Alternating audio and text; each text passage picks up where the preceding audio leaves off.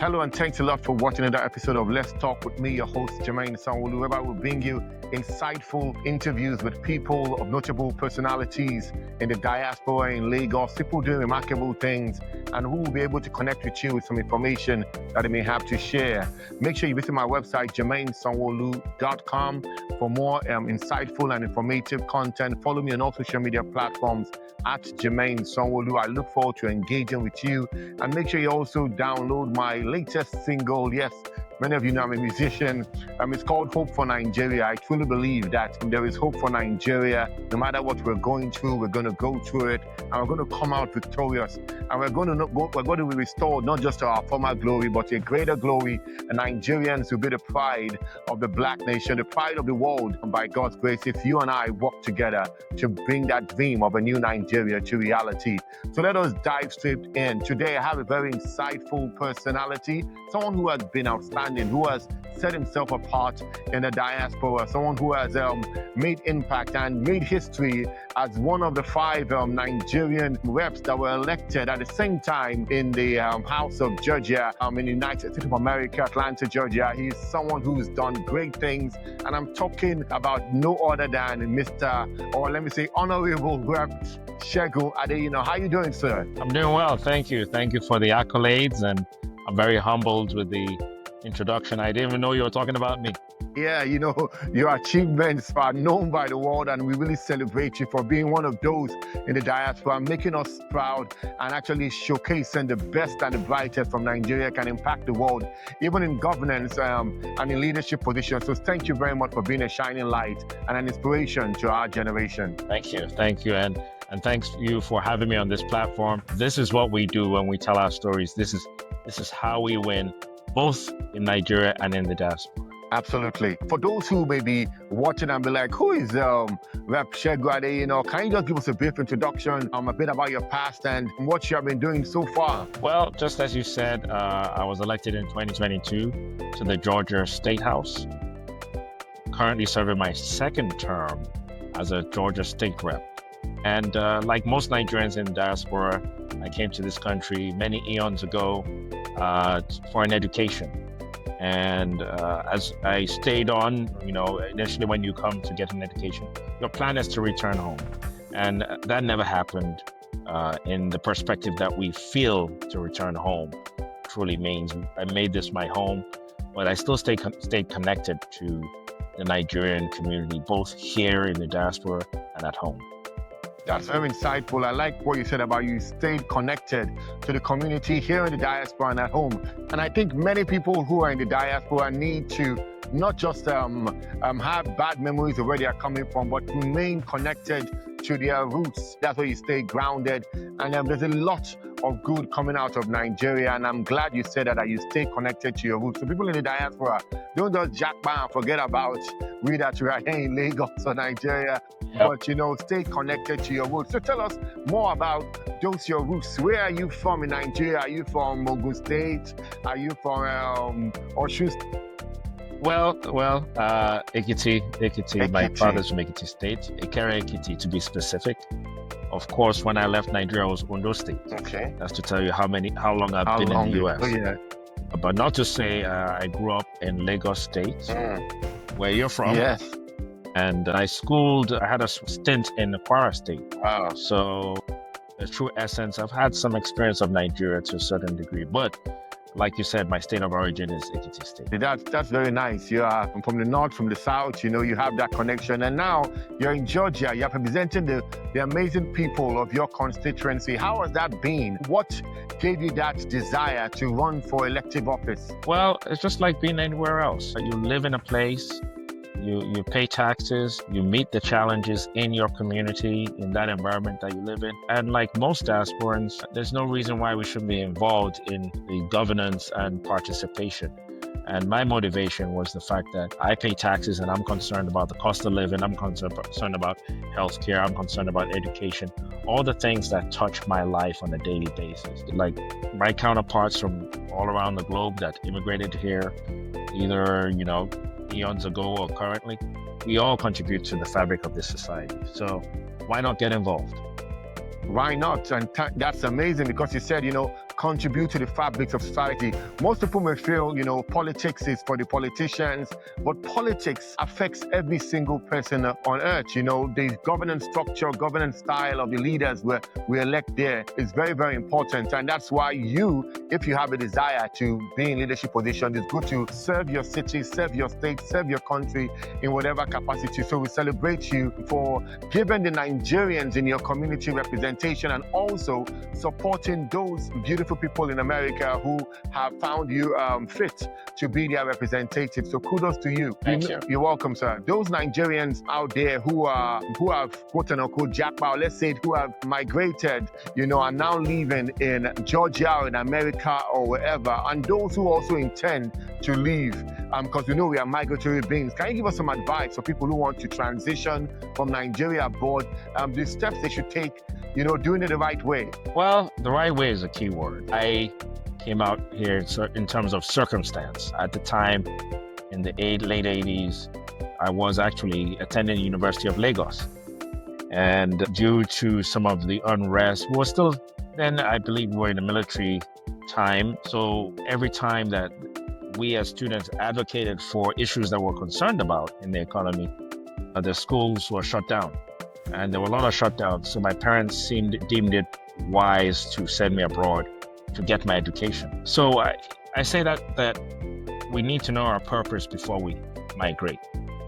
We also need to look at the situation we're in our environment, and understand that when we have challenges, there are opportunities, and how can we have access to those opportunities? Because I don't believe every Nigerian has to emigrate out of Nigeria. After all, we see a lot of foreign investors, whether it's the Chinese, the Lebanese, the Indians, you name it, the Europeans, you see that influx. The question is how can we be more strategic to create those opportunities for people that look like you and me? Part of the purpose of becoming a legislator is not just serve my community here, but also being a Black person in America. At least a lot of people know that Atlanta has always been the center for advancement for Black people in this country, whether it was during the Civil Rights Movement, whether it was during slavery. There are stories to be told from Atlanta, Georgia, that has made an impact to the Black community, not just in America, but globally. So I know it sounds very challenging sometimes when you tell people to face the challenges and create those opportunities where you are. But I think if we start to change our mindset to do that, then maybe we can change the situation of the country, Nigeria. And like I'm trying to do to change the situation of the country, US and Georgia and the economy. So it's really creating that perspective and then finding the opportunities in that perspective. Well, that is some profound truths that you've shared with us today, that we as individuals have to have a different perspective, a paradigm shift for looking at opportunities where we are and making the most of it, either we're in the diaspora or we're in the motherland in Nigeria. So tell us, being a member of the legislature in Georgia there, can you share some leadership lessons that you might have learned over the years that may be beneficial to those aspiring to be where you are in general? Well, so in Georgia is a Republican-run state. I'm a Democrat. So being in the minority party, when it comes to passing law, it's a challenge because of a lot of our bills do not make it.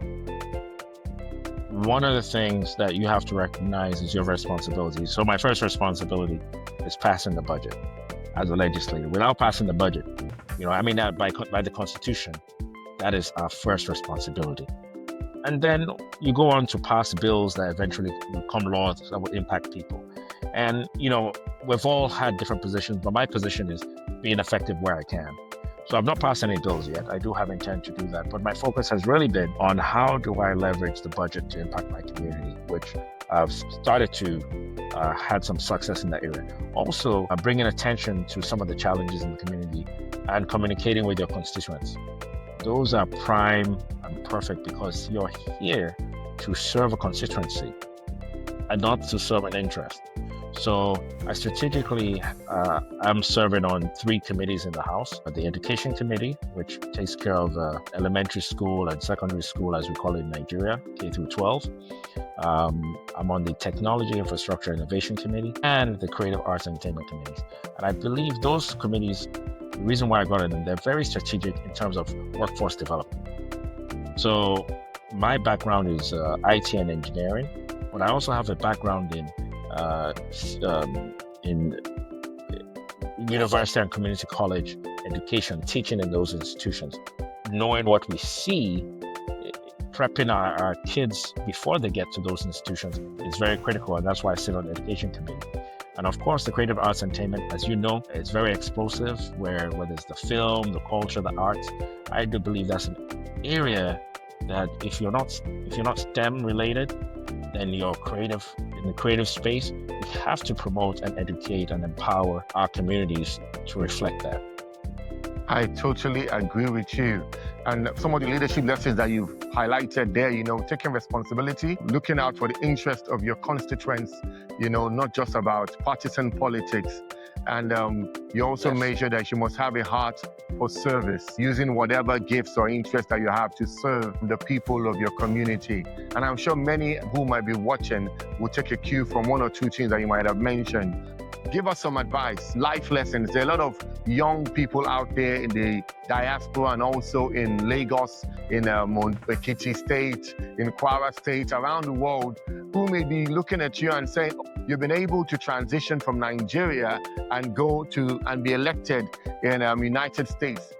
Give us some tips, some advice, some things that will motivate the young generation to keep striving for greatness and be limitless in their mindset. Well, thank you for that question and the opportunity. And I tell everybody where if you're going to be successful in life, you have to have a skill. And you have to be good at that skill. And when you learn that skill, add another skill. So whether you're good in math, and I'm picking an example, learn math, but learn how to use it in so many ways. Like I was in the field of IT. I was an entrepreneur, not just working in corporate America, but I had my own small business that served small businesses with the skills I had learned. And I took those skills and I went into the education institution and taught people the knowledge I attained, not just educationally, theoretically, but also the practical experience. And I took that into the classroom and created opportunities for those people. So when you learn a skill, apply it every way you can and build on that skill.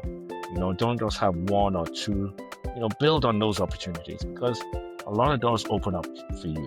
Because I learned those skills and I was also in the community, that led me to understand that I can also participate in government. I might not have gone to law school. I might not be a political advisor, but the one thing I knew was the basic needs of people had to be met.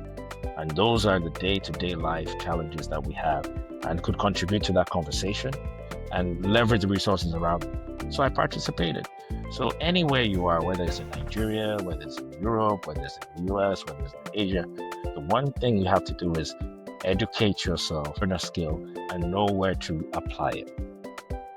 Well, those are nuggets of gold that you have shared with us today, and I'm so excited. I'm grateful for you bringing your wealth of wisdom and knowledge to share with us today. Guys, you heard it, have a skill, develop another skill. Don't just settle for one, and find ways of meeting people's basic needs, either through business or those skills that you possess.